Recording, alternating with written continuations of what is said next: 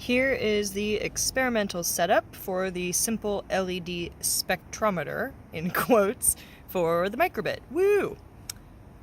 So the color of the wire corresponds to the color of the LED, with UV being purple.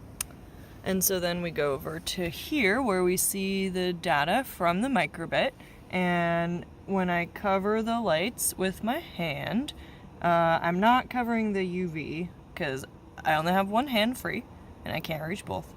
But that's the signal with my hand covering and shading the lights, the visible lights, and now I'm shading the UV LED.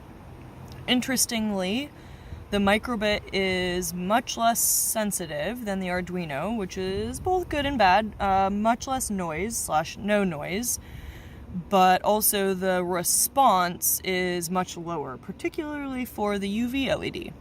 So that's an interesting discovery, but it works. Yay! It is most prominent outside, so I would highly recommend students put their sensors outside, and that's, I just moved the lights to a more sunny spot so the reading went up a little bit. Cool. All right. Ta-da!